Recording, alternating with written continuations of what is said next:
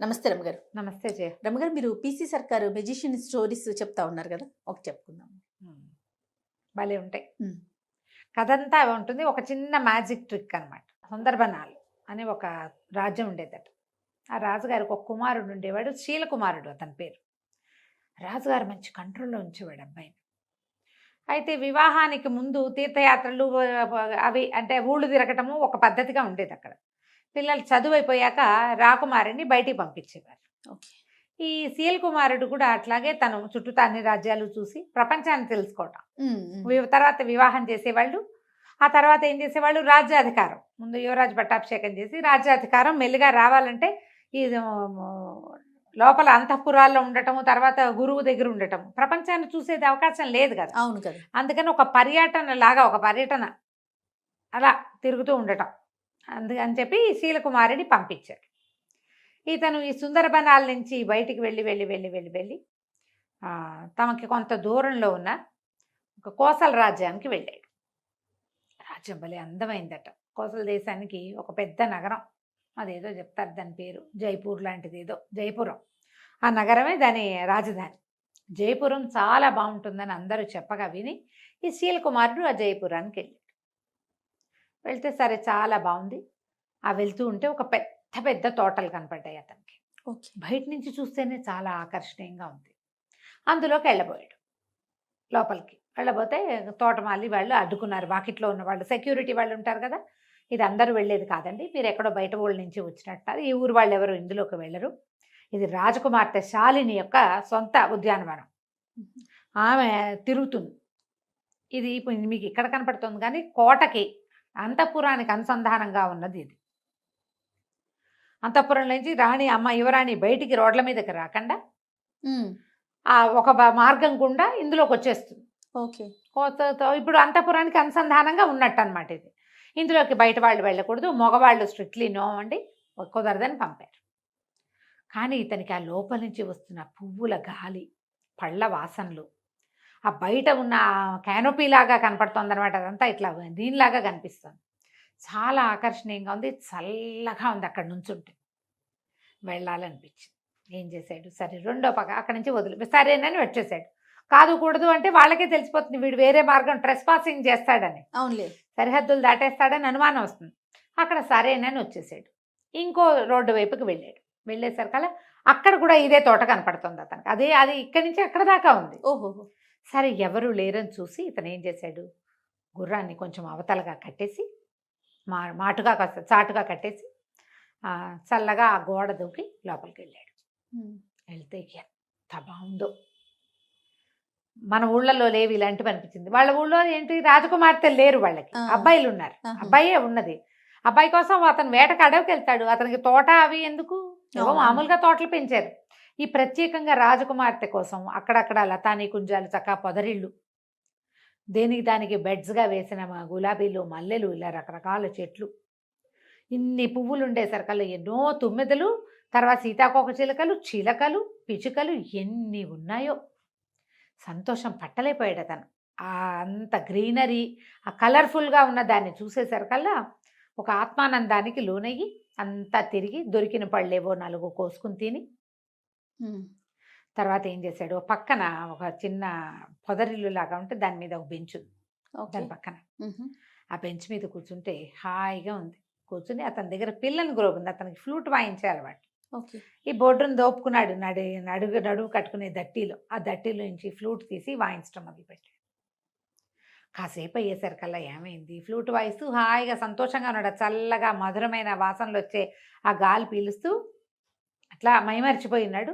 ఎక్కడి నుంచి వచ్చిందో ఒక నాగుపాము అతన్ని కాటేసింది. అయ్యో.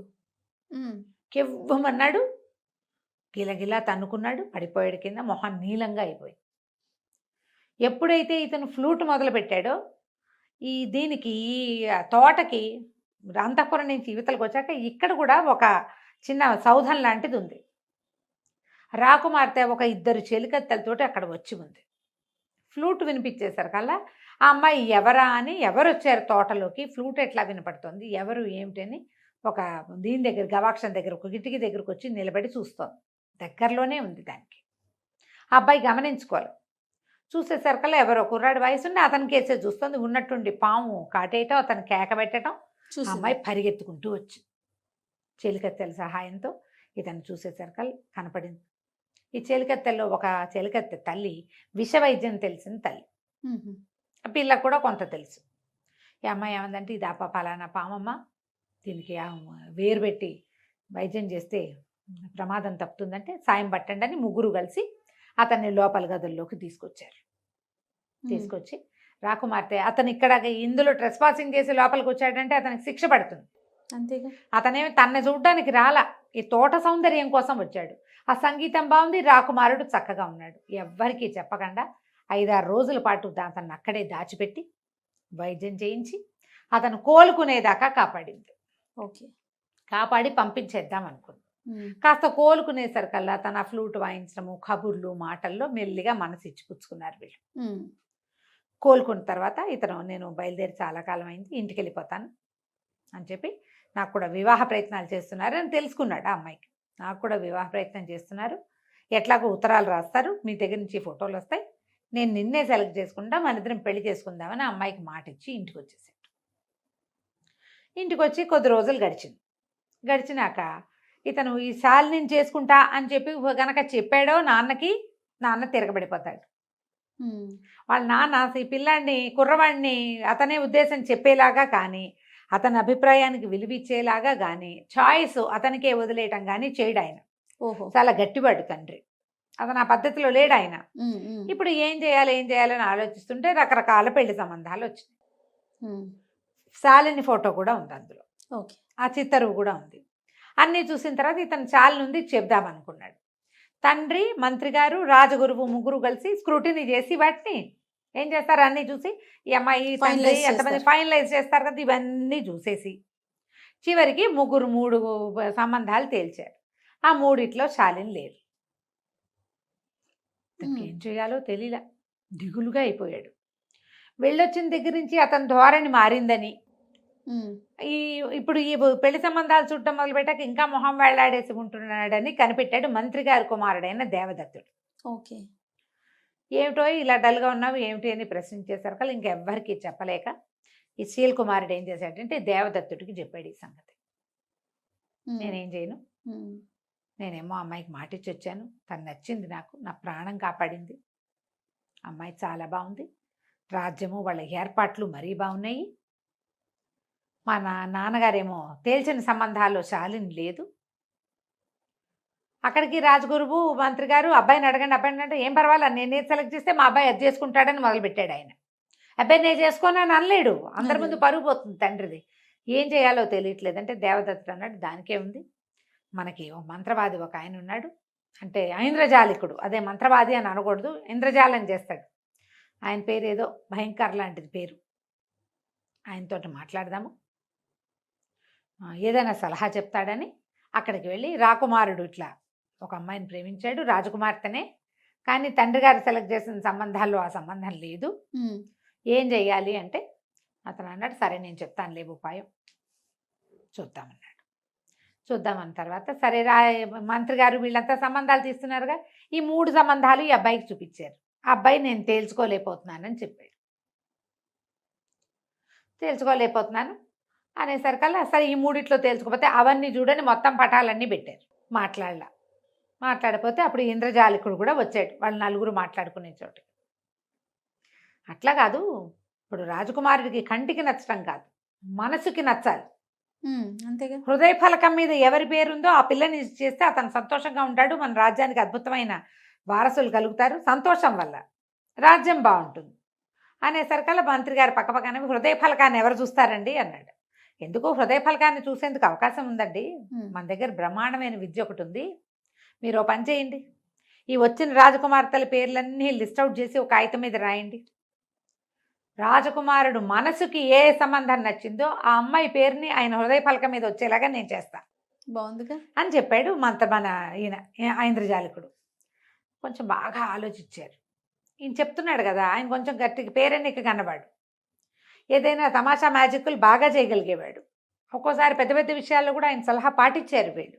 ఓకే. అందుకని ఈ లోపల మంత్రి కుమారుడు దేవదత్తుడు అన్నాడు, ఇది చేసి తీరాలి ఇట్లాగే అప్పుడే కదా ఇతనికి ఎవరు నచ్చారో మనకు తెలుస్తుంది ఉమ్, ఉమ్. అని అతను బలపరిచేశారు. కల్లా కుమారుడి మాట విన్న మంత్రి గారు కూడా మరి పిల్లలు కోరుకుంటారు అది, రాజకుమారుడి మాట కూడా ఇదే అయి ఉంటుంది అని ఆలోచించి సరే ఒప్పుకున్నాడు. ఒప్పుకున్నాక ఇతను ఐంద్రజాలికుడు అన్నాడు, ఈ ట్రిక్ ఇది నేను ఈ మంత్రం అందరి ముందు చేస్తా, ఉమ్. మనం సభలో చేసి చూద్దాం కావాలంటే, రాజుగారు తిరిగిపోకుండా అనమాట. ఓకే. ఆ సంబంధం మనం వద్దనుకున్నామని ఆయన అంటాడేమోనని సభలో చేద్దామన్నారు. సరే రేపొద్దున ఆ పరీక్ష హృదయ ఫలకాన్ని సందర్శనం. మర్నాడు పొద్దున రాజకుమారుడు వచ్చి కూర్చున్నాడు ఓకే. సభలో. లిస్ట్ అవుట్ చేశారు, ఒక 15 సంబంధాలు రాశారు, పేర్లు అందరు యువరాణుల పేర్లు రాశారు. రాశాక ఏం చేశాడు ఈయన, బోల్డని మంత్రాలు చదివి రాజకుమారుడి చుట్టూతా ఇట్లా చేసి దిష్టి తీసినట్టు దాన్ని అంటించేశాడు. ఓకే. ఆ కాగితాన్ని అంటించేశాడు. కాగితం అంటించి దాన్ని ఒక పళ్ళెంలో వేసాడు. వేస్తే కాగితం అంటుకుపోయి మొత్తం కాలి బూడిదొచ్చింది. ఉమ్. అంతేగా మసి వస్తుంది, ఆ. మసి కాలిపోతుంది. కాగితం అంటుకుంటే ఎలా వస్తుంది, నల్లటి నల్లగా మసి వస్తుంది. ఆ. కదా. సరే ఇతను ఏం చేశాడు, రాజకుమారా మీ చొక్కా విప్పండి అని చెప్పి అతను షర్ట్ విప్పించారు. చొక్కా విప్పిన తర్వాత ఈ మసి తీసి రాజకుమారుడి గుండెల మీద ఇట్లా ఇట్లా ఇట్లా ఇట్లా రుద్దాడు. రుద్దంగానే ఒక పేరు ప్రత్యక్షమైంది అక్కడ, ఓ. శాలిని అనుంది. అని ఆశ్చర్యపోయారు ప్రజలంతా. ఎట్లా వచ్చింది అంటే ఈయన మనసులో అంత గాఢంగా అమ్మాయి నచ్చింది, అది హృదయ ఫలకం మీద కనపడింది కదా, ఇంకేముంది శాలినితోటే పెళ్ళి అన్నారు. అక్కడి నుంచి కాకోసల రాజ్యానికి కబురు చేశారు, మీ అమ్మాయిని మా అబ్బాయికి చేసుకుంటామన్నారు. వివాహం అయిపోయింది, వీళ్ళంతా అక్కడికి తరలి వెళ్ళారు. తోటలోనే పెళ్ళి అడిగాడు రాజకుమారుడు, ఆ తోటలో బ్రహ్మాండంగా విందు చేశారు, అన్నీ హాయిగా అయిపోయింది. శాలినికి అక్కడ తోటలో విహరించడం అలవాటు కాబట్టి ఇక్కడ కూడా అలాంటి తోట నిర్మించడానికి అక్కడి నుంచే శిల్పులు తోటమాళ్ళు అందరినీ తీసుకెళ్తానని చెప్పాడు. బాగుంది. ఇంటికి వచ్చారు, సుందరవనానికి తిరిగి వచ్చేసారు. వచ్చిన తర్వాత ఆ రోజు రాత్రి పునఃసమాగమం అని గదిలోకి పంపించారు. ఈయన ఏం చేశాడంటే ఒక చక్కటి సబ్బు గిఫ్ట్ చేశాట రాకుమార్తెకి. రాజకుమారుడు శీలకుమారుడు శాలినికి ఇచ్చాడు. ఇచ్చేసరికి శాలిని ఏమిటి ఇంతకంటే గొప్ప బహుమతి దొరకలేదంటే, ఎందుకు ఈ బహుమతి దీనివల్లే నువ్వు నాకు దక్కేవు, లేకపోతే నువ్వు దక్కేదానివి కాదు, నేను మా నాన్నగారి మాట కాదనిలేక చేసుకునేవాడిని అని చెప్పాడు. ఏం చేశారట, సబ్బు నానబెట్టి సబ్బుతోటి అతని గుండెల మీద శాలిని అని రాశారు. ఆల్రెడీ అది ఆరిపోయింది. అది ఆరిపోయి ఉండిపోయింది ఒంటి మీద. కడిగితే కదా పోయేది సబ్బు. ఈ మసి పూసేసరికల్లా అంటుకున్న సబ్బు మీద మసి అంటుకుని శాలిని అని కనపడింది. హృదయ ఫలకం దాని మీద రాసినట్టు కనిపించింది. ట్రిక్ చూడు, మ్యాజిక్ ట్రిక్, సూపర్. మనం ఏదైనా ఒక అక్షరాలు ప్రత్యక్షం లాగా చేయాలంటే ఇప్పుడు మన వాళ్ళు ఏం చేస్తున్నారు, రాసేసుకుంటారు పేరు దాని మీద, ఈ మన సెలోఫెన్ టేప్ తీసి ఇస్తే సరిపోతుంది. అవును అవును. ఇప్పుడు కొత్త ట్రిక్కులు వచ్చాయి కదా, పాతకాలపు ట్రిక్. దీంతో ఈ రాజకుమారుడు రాకుమార్తెని పెళ్లి చేసుకున్నాడు. కథ కంచికి మనం ఇంటికి. బాగుందండి. నమస్తే రమ్మగారు. నమస్తే. నమస్తే రమ్మగారు. నమస్తే జయ. రమ్మగారు ఏదైనా మంచి కథ ఒకటి చెప్తారా? ఒక్కోసారి మనం ఒక రకంగా ప్లాన్ చేస్తాం, మన ప్లాన్ వర్కౌట్ కాదు, మన ప్లాన్ ఎవరో బ్రేక్ చేస్తారు. కాసేపు వాళ్ళ ప్లానే నడిచిపోయింది అనుకుంటాం, వాళ్ళ ప్లాన్ కూడా వర్కౌట్ కాదు. వర్కౌట్ కాకపోవడం అనేది కామన్, ఎవరికైనా అయిపోతూ ఉంటుంది. అంతే. భలే బాగుంటుంది. ఒక చిన్న చందమామ కథ. పూర్వం అట జయంతుడని ఒక వైశ్య కుటుంబంలో వర్తకాడు ఒక ఆయన ఉండేవాడు. ఆయనకి ఒక 5-6 పిల్లలు ఉన్నారు, ఒక ఆడపిల్ల. పెళ్లి చేద్దాం అనుకున్నాడు. మంచి పెద్ద సంబంధం కుదిరింది. అయితే ఆయన ఏమనుకున్నాడంటే, మన దగ్గర ఉన్నది కాకుండా ఆయనకి పురాతన కాలం నుంచి వాళ్ళ ఇళ్లలో కొన్ని రత్నాలు ఉన్నాయి, ఒక రత్నాన్ని అమ్మి పిల్లకి పెళ్లి చేయాలి, ఈ రోజువారీ ఖర్చు వ్యవహారాలు ఏమి కదపకుండా ఆ రత్నంతో వచ్చిన డబ్బే ఈ పిల్ల పెళ్లికి వాడదామని అనుకున్నాడు. ఓహో. ఏం చేశాడు, ఆ రత్నాలు అవి అమ్మగలిగే రోజులు కావవి, రాజులకే అమ్మాలి దాన్ని. సరే ఇతను ఏం చేశాడు, ఆ రత్నం పుచ్చుకుని రాజుగారి దగ్గరికి వెళ్ళాడు. అది వేరే ఊరు, ఈయన ఒక చిన్న ఊళ్ళో ఉంటున్నాడు, రాజుగారు సిటీలో ఉంటాడు కదా, నగరంలో ఉంటాడు. గుర్రం వేసుకుని వెళ్ళాడు. రాజుగారికి అమ్మ చూపాడు. ఆయన చూసి చాలా సంతోషించి, అబ్బో భలే పురాతనమైంది, నా కిరీటంలో రత్నం పాతపడింది, ఇది వేయించుకుంటాను అని ఒక రేటు చెప్పాడు, ఇంత ఇస్తానన్నాడు. ఈయన ఏదో అడిగాడు, ఒప్పుకున్నాక రాజుగారు డబ్బులు తెప్పించిపోయాడు. జయంతుడు అన్నాడు, ప్రభు ఇంత డబ్బు పట్టుకెళ్ళలేను, కొంత ఉంచండి మీ దగ్గర, ఇప్పుడు అవసరానికి పెళ్లి పనులలో ఎంత అవసరమైందో అంతే పట్టుకెళ్తాను అని చెప్పాక సరే ఆయన ఏదో కొంత డబ్బు ఇచ్చాడు. ఇది చాలా పెద్ద మొత్తం, లక్షల్లోనే ఉంది. ఈయన ఏం చేశాడు, బజార్ వెళ్ళి అమ్మాయికి కొంచెం నగరంలో ఫ్యాషన్గా ఉన్న 3-4 రకాల వస్తువులు బేరమాడాడు, తీసుకున్నాడు. అక్కడి నుంచి ఆ నగరం చుట్టుపక్కల నల్లటి ఆవులు, కపిల గోవులు దొరుకుతాయి. ఆడపిల్లలు పెళ్ళిళ్ళప్పుడు గేదెను దోలటం మనకు కనపడుతుంది మన ఊళ్ళల్లో. గొడ్లు దోలుతారు, ఒక ఆవు దూడ లేదా ఒక గేదె పిల్ల, ఒక చిన్నపిల్ల ఇస్తారు, ఒక దూడని ఇస్తే అది పెరుగుతుంది అనమాట. పల్లెటూళ్ళల్లో బాగా కనపడతాయి. ఇప్పటికీ ఈ నర్సీపట్నము, ఈ శ్రీకాకుళము ఆ ఊళ్ళల్లో ఆవు వీటిని ఇవ్వడం కనపడుతుంది. ఆవు దూడ మన కృష్ణా జిల్లాలో ఆవు దూడలు ఇస్తారు బాగా.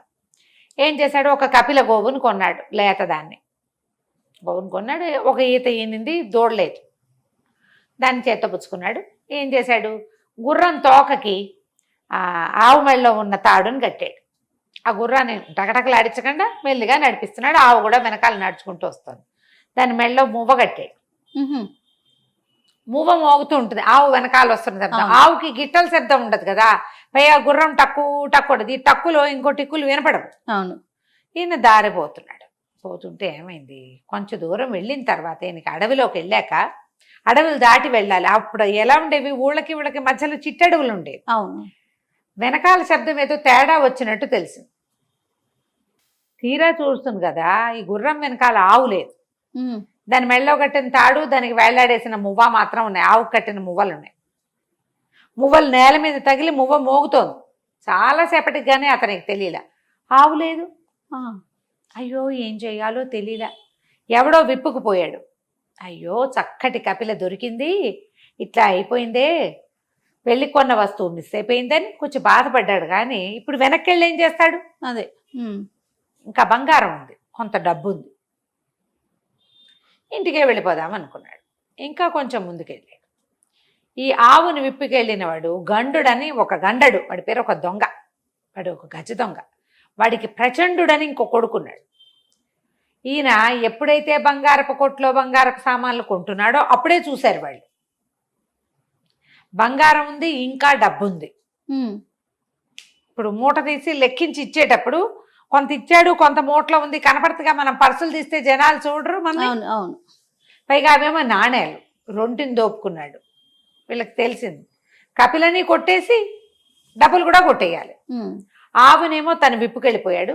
తన కొడుకు అయిన ప్రచండుణ్ణి ఈ బంగారము డబ్బు కొట్టేయటానికి నియమించాడు. ఈయన ముందుకు వస్తుంటే ఏమైంది, ఒక పెద్ద ఏరుంది. ఆ ఏటి పక్క నుంచి వెళ్ళాలి. ఒకడు ఆ ఏటి గట్టు మీద నిలబడి దభేల్మని పడ్డాడు నీళ్ళలో. ఈయనేమనుకున్నాడు, అయ్యో పాపం ఎవడో నడుస్తూ పడిపోయాడు కుర్రాడని గబగబా గుర్రం దిగేసి, మరి పైన చొక్కా గిక్క, మరి బట్టలు తడిచిపోతాయి కదా, చొక్కా పంచా ఊడదీసి లోదుస్తులు ఉన్నాయి లోపల, చిన్న గావంచాలంటిది కట్టుకుంటారు కదా, కౌపీనం గోచీలాంటి, గబుక్కుని దాంతో దిగాడు నీళ్ళల్లోకి. దిగేసరికల్లా ఆయన ఎక్కడి నుంచి ఆ మనిషి పడ్డాడో అక్కడి నుంచి దిగుతుంటే కాలికి ఏదో తగులుకున్నట్టు అయింది. దూకే లోపల పడిపోయాడు. ఈయన పడి నీళ్ళలోకి కిందకి వెళ్ళిపోయాడు. కాలికి ఏదో తాడు బిగిసిపోయింది. ఈయన అది విదిలించుకుని, తాడేదో పట్టుకుందని చూసుకుని అది విదిలించుకుని పైకి వచ్చేసరికల్లా గట్టు మీద గుర్రం లేదు. ఈయన కాలికి ఒక తాడు రాయి తగులుకునేలాగా పెట్టాడు ఆ ప్రచండు. ఈయన అడుగు ఆ తాడులో వేసి నీళ్ళకు ముందుకు పడేసరికి ఆ రాయి కట్టిన తాడు బిగిసిపోయింది. బరువుకి ఈయన వెంటనే తేలని, ఇప్పుడు అలవాటైన ఈతవాడైనా నీళ్ళలోకి ఒకసారి మునగానే ఇట్లా మునిగి ఇట్లా తేల్తాడు. కాలికి బరువు ఉండేసరికి వెంటనే తేలలేకపోయాడు. ఆ 2 minutesని వాడుకున్నాడు ఈ ప్రచండు. గుర్రాన్ని బట్టల్ని మూట కట్టుకుని తీసుకుపోయాడు. ఈయన పైకి వచ్చి చూస్తే గుర్రం లేదు, బట్టలు లేవు, రొంటిని దోపుకున్న డబ్బులు, బంగారపు వస్తువులు గుర్రానికి పెట్టుంది, సంచి తగిలిచ్చింది మొత్తం. ఏం చెయ్యాలో తెలియలే ఈయనకి. గోచి ఒకటి ఉంది ఒంటి మీద, ఎంత బిడియంగా ఉంటుంది. పెద్ద వ్యాపారస్తుడు, పల్లెటూళ్ళలో మంచి చిన్న ఊళ్ళో బ్రహ్మాండమైన వ్యాపారం ఉంది. నగరానికి వెళ్ళి రాజును చూడగలిగే సత్తా ఉన్నవాడు గోచిపాతతోటి మిగిలాడు. అయితే ఏమైంది, ఎవరో కొంతమంది రైతులు విత్తనాలు కొనుక్కోవడానికో దేనికో ఆ పక్కగా వెళ్తూ చూసి, ఎవరండి బాబు ఏంటైనా అని కేకేసి అడిగేసరికి ఈయన చాలా మొహమాట పడుతూ ఇట్లా చెప్పేసరికి ఆ పక్కనున్న పల్లె వాళ్ళు అన్నారు, బాబు రండి అని చెప్పి వాళ్ళలో ఒకడు నెత్తి కట్టుకునే గుడ్డ చీది మొదలుతుంది, అడుగు చుట్టుకోండి అని వెంబడి పెట్టు తీసుకుపోయారు. రాత్రికి అన్నం పెట్టి అక్కడ పడుకోబెట్టుకున్నారు. ఈయనకు గోచిపాతం ఎక్కడికి వెళ్తాడు? అటు ఇంటికి వెళ్ళే దూరము కాదు, ఇటు నగరానికి వెళ్ళే దూరము కాదు. సరే వాళ్ళ దగ్గర అన్నం తిని మర్నాడు పొద్దున వాళ్ళు ఇచ్చింది ఓ పంచా గావంచా కట్టుకుని ఓ చొక్కా వేసుకుని రాజుగారిని చూడబోయాడు. ఇట్లా అయ్యిందండి అని అంటే అయ్యా మిగతా డబ్బు ఇప్పించండి. డబ్బులకేముందండి ఇప్పిస్తాం కానీ మరి పోయింది మొత్తం కావాలంటే ఇచ్చేస్తా, మీ డబ్బంతా మా దగ్గరే ఉంది, మీరు కొంచెమే కదా తీసుకెళ్ళారు, ఇస్తాం కానీ మరి పోయిన వాటి మాట ఏమిటి, మీరు ఉండండి చెప్దామని ఏం చేశాడు, ఊళ్ళో రాజుగారి చాటింపు ఇచ్చారు. ఇక్కడే ఉండండి, ఇంటికి వెళ్ళొద్దు, అమ్మాయి నగలు అవి కొందాలండి, తెప్పిద్దాం నగలు, మనం మీరు చూద్దురు కానీ అని చెప్పి చాటింపు ఇచ్చారు. రాజుగారికి ప్రశస్తమైన కపిల గోవు కావాలి, గోవు నచ్చితే 1000 రూపాయలు ఇస్తామని. ఎక్కడెక్కడి కపిల గోవులు వచ్చాయి. మన గండడు ఏం చేశాడు, ఆవును తీసుకెళ్ళి ఇంట్లో కట్టేశాడు. వాళ్ళ ఆవిడికి తన కొడుకు మొగుడు చేసే దొంగతనాలు ఇష్టం లేదు. అందుకని 50 రూపాయలకు కొనుక్కొచ్చానే, 4 ఏళ్ల ఒక 6 నెలల్లో దూడనేస్తుంది, నువ్వు పాలు పితుక్కుంటావు, ఆరోగ్యానికి మంచిది, కళ్ళకి మంచిదని తెచ్చానని నమ్మించాడు. ఆవిడ కూడా ఈ వార్త విన్నాకేమనుకుంది, 50 రూపాయలు పెట్టి కొనుక్కొస్తే 1000 వస్తుందిగా ఏం చక్క, రాజుగారికి నచ్చే దూడ ఆవేమో లక్షణంగా ఉంది, కపిలలు తక్కువ ఉంటాయి, కపిల గోవులు అంటే నల్లటి ఆవులు తక్కువ ఉంటాయి. ఈవిడ ఆవును తోలుకోబోయింది. అక్కడికి తోలుకున్నాక ఆ మొత్తం ఆవులన్నీ వచ్చేసినాయి, ఊళ్ళో ఉన్నవన్నీ అందరు తీసుకొచ్చారు. 1000 రూపాయలకు ప్రతివాడు ఆశపడతారు. మనం ఈ వ్యాపారస్తుడు జయంతుడు ఉన్నాడుగా, రాజుగారు అన్నారు జయంతుడిని ఈ మొత్తం వీటిల్లో చూసి ఏ ఆవు మందో కనిపెట్టండి అన్నాడు. ఈయన ఏం చేశాడంటే ఆ గోవుకి కొమ్ముకి ఒక ఎర్రదారం కట్టాడు. ఆవు అప్పుడే కదా కొన్నాడు, ఎట్ట గుర్తుపడతారు, అదేలే ముచ్చటకి కట్టాడు, ముద్దుగా ఉందని దిష్టి తగలకుండా ఎర్రదారం కట్టి మెళ్ళలో మువ్వలు కట్టాడు. ఈయన మువ్వలు ఈయన దగ్గరే ఉన్నాయి, దారం మాత్రం దాని దగ్గర ఉంది, ఆవు దగ్గర. ఈయన అడి తిరిగి ఆ ఎర్రదారం ఉన్న ఆవును గుర్తుపట్టాడు. దాన్ని ముట్టుకుంటే ఆయనకి తెలిసింది ఇది మందేనని. ఇదేనండి అన్నాడు. ఆ ఆవుని మెళ్ళలో తాడుపుచ్చుకున్న ఆవిడ్ని, అమ్మాయి ఆవు ఎక్కడిది మీకంటే, మా ఆయన కొనుక్కొచ్చాడండి సంతలోనండి అంది. పద మీ ఇంటికి వెళ్దామన్నారు. దొరికేశారు. సరే ఆవుని ఇక్కడ ఉంచుకుని డబ్బులు ఇస్తాంపా మీ ఇంటికి పద, నువ్వు 1000 రూపాయలు నువ్వేం పట్టుకెళ్తావని 2 సైనికుల్ని ఇచ్చి వాడిని బట్టుకురండి అని పంపించాడు. ఈ గండడు వచ్చాడు, ఆవు కూడా ఇటు వచ్చేసింది, కానీ ఆ ప్రచండు ఇంటికి రాలే. ఏమైందో తెలియలే. ఇంతలో జయంతుడు ఇంటి దగ్గర నుంచి ఒక వార్తాహరుడు వచ్చాడు. ప్రభు, గుర్రం ఇంటికి చేరిపోయింది అని. గుర్రం ఎట్టా చేరింది అంటే, ఈ ప్రచండు ఏం చేశాడు, ఈయన నీళ్ళల్లో పడిపోయాడు. జయంతుడు పడిపోగానే వీడు గుర్రం ఎక్కేశాడు. అది చాలా మకురు గుర్రం, యజమాని కాకుండా ఇంకో మనిషిని ఎక్కించుకునే అలవాటే లేదు దానికి.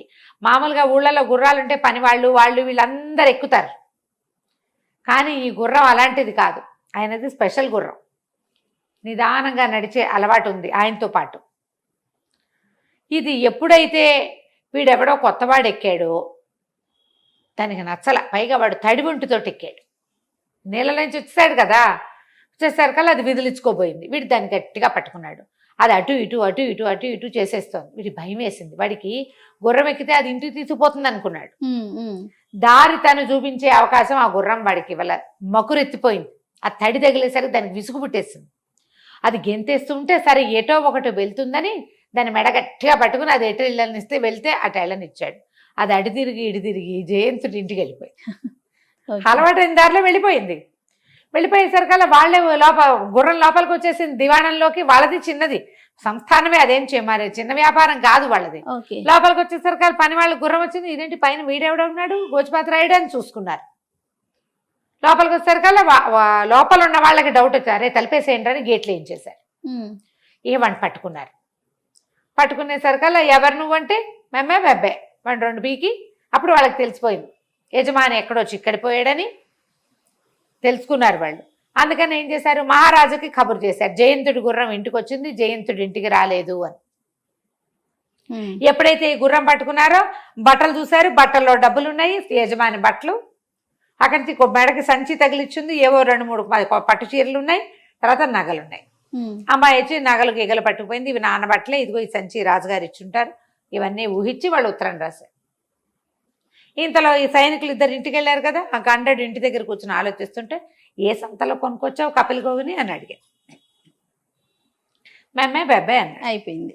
పట్టుకొచ్చేసారు. పట్టుకుని తీసుకొచ్చారు. ఎట్లా చేశారు, ఏం చేశారంటే ఇదిగో ఇట్లా చేశారు, ఇలా మోసం చేస్తున్నారని తండ్రి కొడుకు ఇద్దరికి చెరసాల సంవత్సరం పాటు ఖైదు విధించి అన్నీ దొరికేసినాయి కదా, కానీ ఈ పని చేయకూడదు, శుభకార్యానికి కోసం కొనుక్కుంటే ఇంత పని చేస్తే ఎట్లా, వాళ్ళిద్దరిని జైల్లో పడేశారు. జయంతుడికి మళ్ళీ ఆయన గుర్రాన్ని ఆయనకి తెప్పించి ఇక్కడ ఇంకో కొంత షాపింగ్ చేయించి కొంచెం డబ్బులు ఇచ్చి రాజుగారు వెనక్కి పంపించేశారు.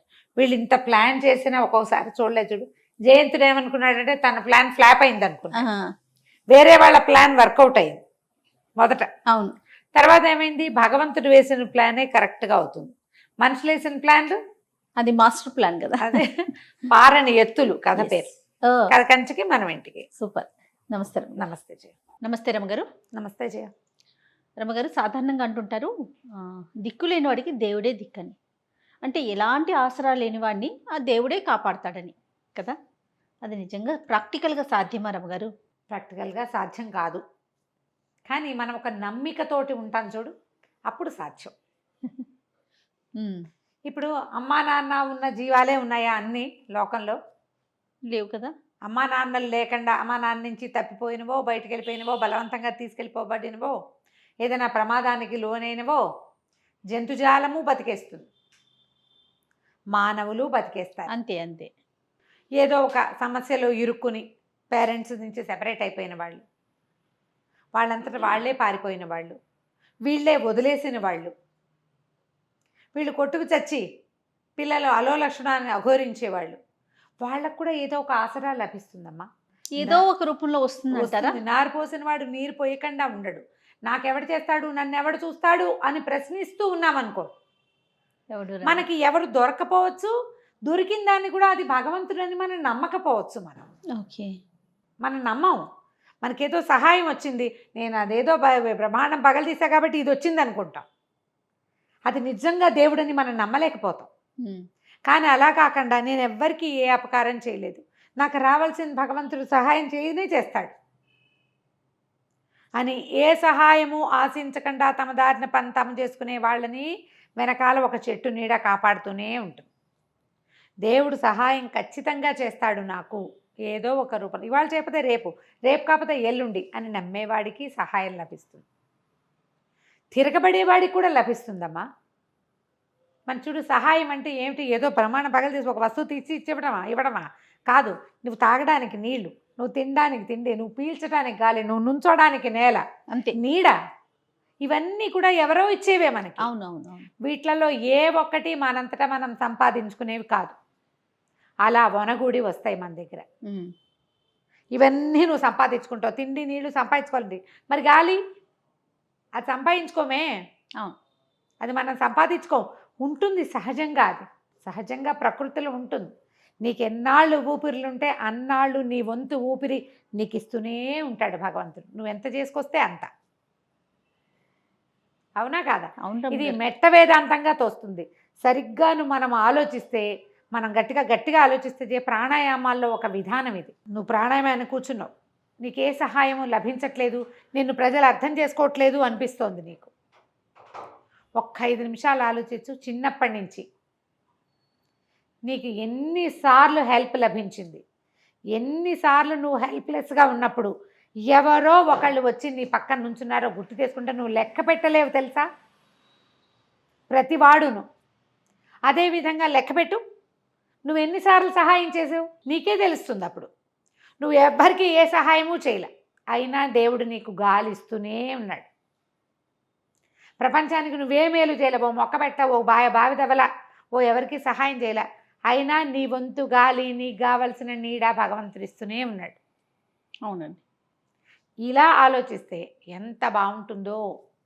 ఒక చిన్న చందమామ కథ ఉంది, సాధు రక్షణ అని. భగవంతుడు సాధువుల్ని రక్షిస్తాడు, ఎవ్వరికీ ఏ కీడు చెయ్యని వాళ్ళని. వాళ్ళ కర్మవశాత్తు ఏదైనా ప్రమాదానికి లోటైనా అతను లాగుతాడు బయటికి. వాళ్ళ చిన్న కథ చాలా బాగుంటుంది, పిల్లలకి తప్పకుండా చెప్పాలి. మనం కూడా మన గుండెల మీద మనం చెయ్యేసుకుని, మనం ఎవ్వరికీ ఏ కీడు చేయలేదు. ఒకవేళ నా వల్ల ఏదైనా తప్పు జరిగితే, దేవుడా నేను ఈ తప్పు చేశాను, నన్ను క్షమించు, నా వల్ల ఎవరికి కీడు జరిగిందో వాళ్ళకి నేను మేలు చేస్తా ఈసారి అని ప్రామిస్ చేసుకో, నువ్వు సాధువు అయిపోతావు, నిన్ను రక్షిస్తాడు భగవంతుడు. సాధు రక్షణే భగవంతుని యొక్క తక్షణ కర్తవ్యంగా ఉంటుంది. ఎంత బాగుంటుందో కథ. పూర్వం ఒక పట్టణానికి దగ్గర ఒక పెద్ద మర్రి చెట్టు ఉండేదట ఊరి బయట. దాంట్లో పెద్ద తొర్ర ఉండి ఆ తొర్రలో భరద్వాజ పక్షి ఒకటి గుడ్లు పెట్టిందట. భరద్వాజ పక్షి అంటారు, భరత పక్షి భరద్వాజ పక్షి అని చెప్తారు, పెద్ద పక్షి అన్నమాట.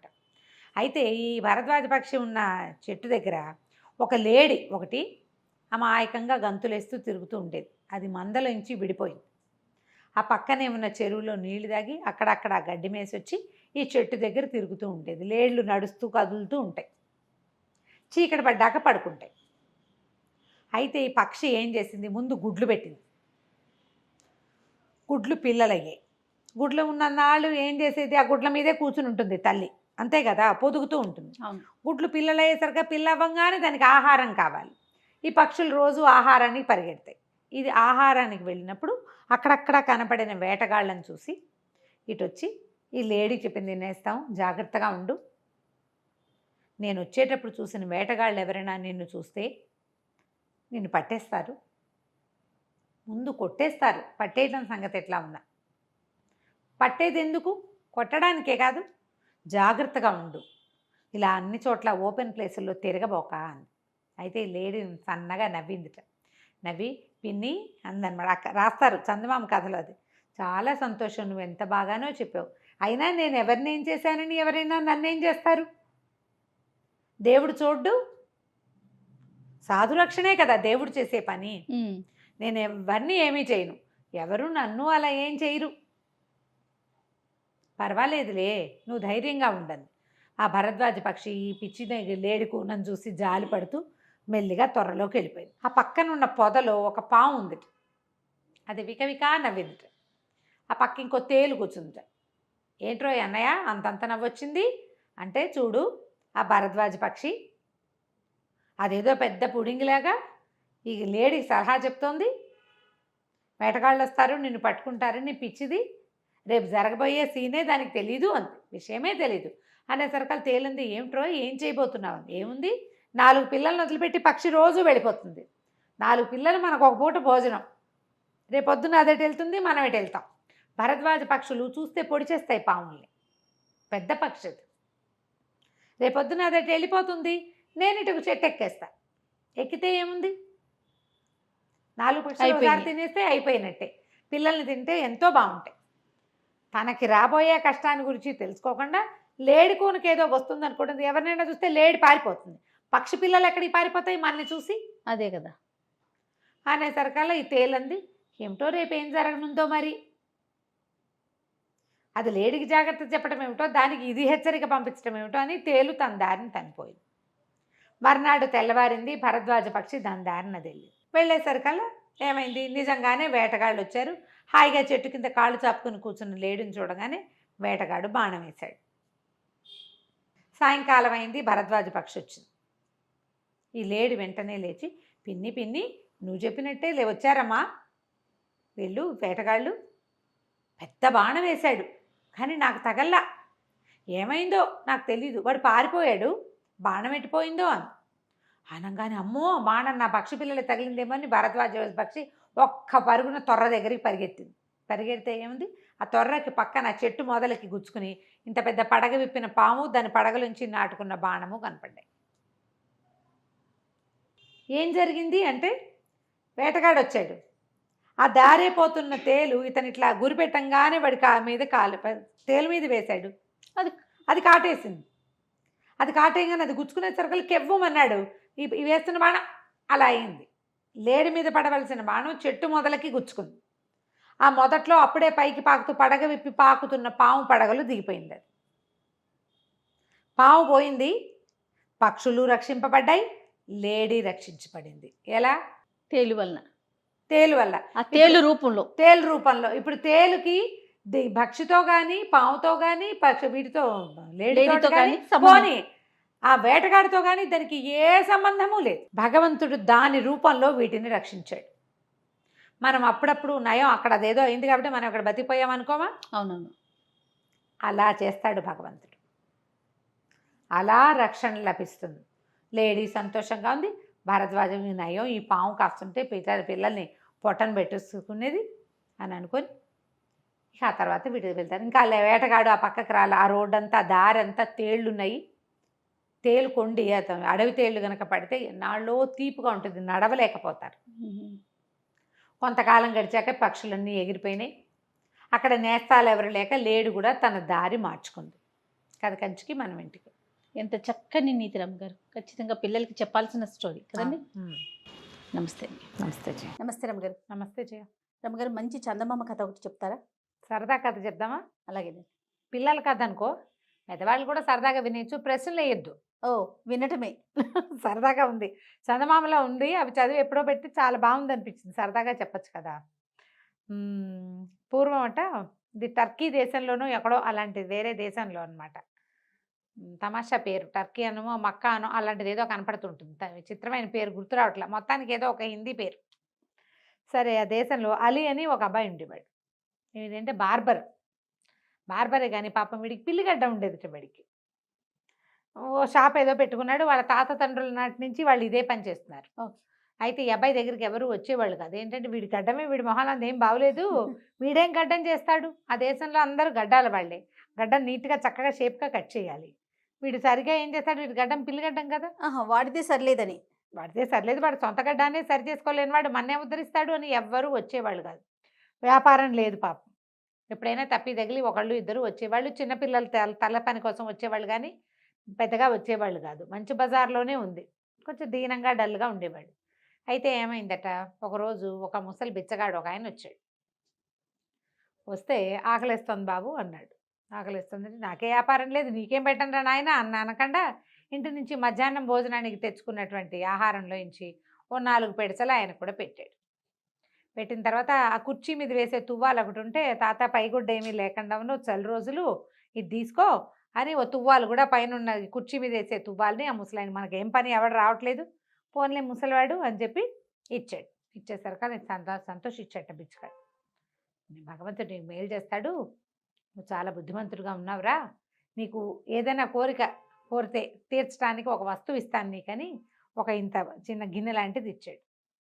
అది 3-4 చోట్ల పగుళ్ళు ఉన్నటువంటి ఒక మట్టి బొచ్చె.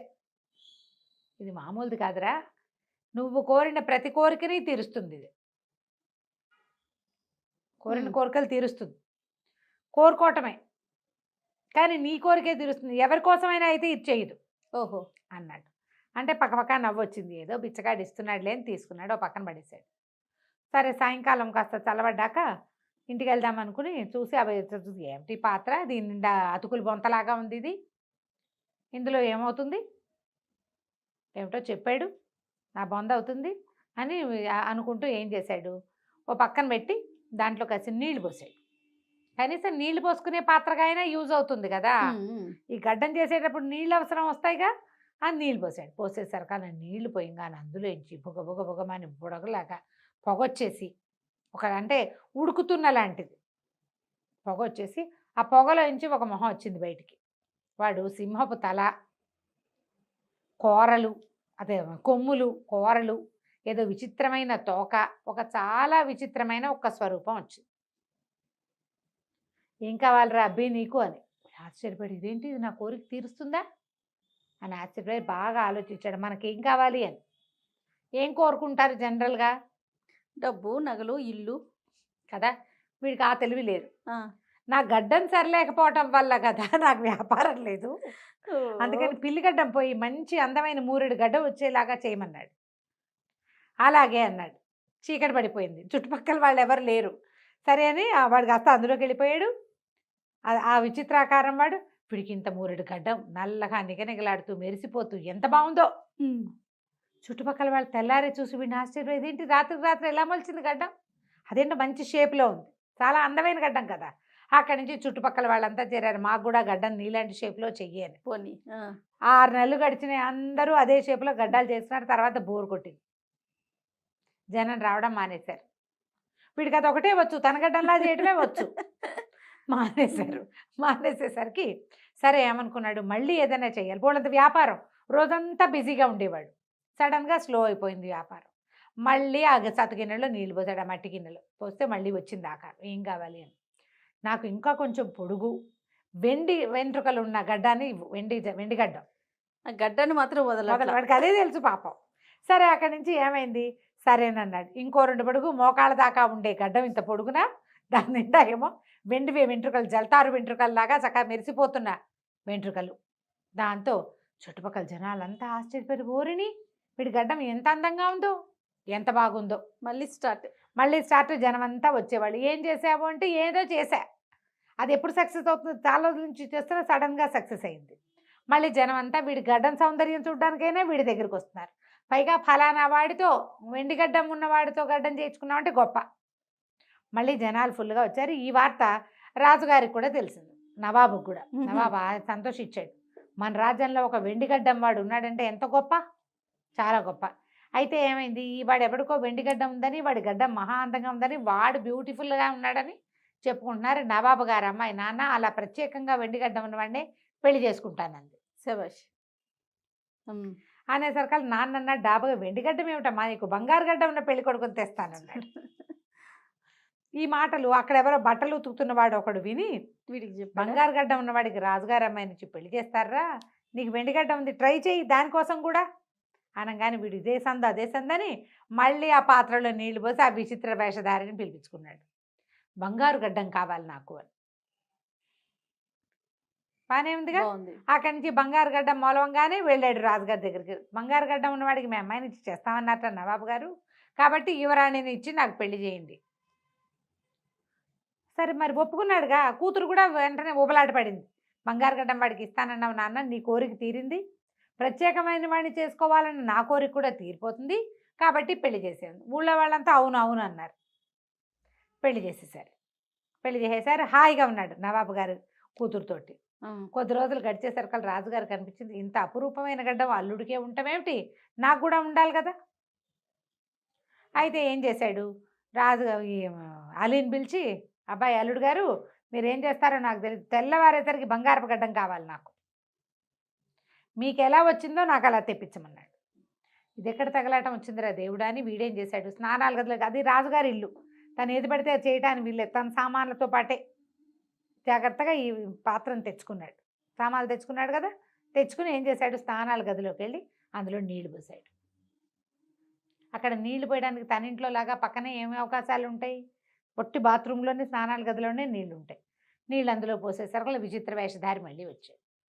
అర్జెంటుగా మా మామగారైన నవాబు గారికి బంగారు గడ్డను తెప్పించమన్నాడు. తెప్పించమంటే నీకేమైనా కావాలంటే చేస్తా కానీ వాడెవడికో నేను చేయను అన్నాడు. ఎంత బతిమలాడినా వాడు ఒప్పుకోలే. నీకు ఏం కావాలంటే అది ఇస్తా, అదే నా ఆజ్ఞ, నాకున్నది, నువ్వు మీ మామగారికి చేయమంటే చేయను అనే సర్కల్. ఇంకేం చేస్తాడు, ఒళ్ళు మండిపోయింది, నీళ్ళు పారబోసేసి ఆ గిన్నె అక్కడ వారేసి వెళ్ళిపోయాడు. ఇప్పుడు ఏం చేయాలి, రాజుగారు ఏం చేస్తాడు అని. ఇంతలో ఏమైంది, సాయంకాలం వేళ మొహం కడుక్కోవడానికి యువరాణి గారు స్నానసారిలోకి వచ్చింది. వచ్చి ఇదేంటి పాత చట్టలు పడ్డ దిక్కుమాల గిన్నె ఎక్కడి నుంచి వచ్చింది, మట్టి గిన్నె, దీని నిండా అతుకులు, ముష్టి గిన్నెని ఆవిడేం చేసింది, అటు పక్క నుంచి విసిరేసింది స్నానాల గదిలోంచి బయటికి. ఈ అలీకి ఎప్పుడైతే భార్య స్నానాల శాలలోకి వెళ్ళిందో వెంటనే తట్టింది, అమ్మో నా పాత్ర అని పరిగెత్తాడు. బయటికి విసిరేస్తుందని తెలిసి అర్థమైంది తనకి. స్నానపశాలకు బాత్రూంలోకి ఎట్లా వెళ్తారో కిటికీ వైపుకి వెళ్ళాడు. కిటికీ వైపుకి వెళ్ళాడు, ఆవిడ పడేసే టైంకి వీడు పట్టుకున్నాడు కానీ ఆపుకోలేకపోయాడు, కిందకి పడ్డాడు. పడంగానే ఈ గిన్నె టాపీమని ఇట్లా నేలకు తగిలి, దానికి ఎక్కడెక్కడైతే అతుకులు ఉన్నాయో ఆ అన్ని అతుకులు, అది బొంత అతుకులు బొంతలా ఉంది కదా, ముక్కా చక్క అయిపోయింది. అందులో ఉన్న విచిత్ర వేషధారి జమ్మని వీడు చూస్తూ ఉండగానే ఆకాశంలోకి ఎగిరిపోయాడు. వాడు ఎగిరే పోలేదు, వీడి బంగారు గడ్డం వెండిగడ్డంగా, తర్వాత పిల్లిగడ్డంగా, నల్లగడ్డంగా, తర్వాత పిల్లిగడ్డంగా మారిపోయింది.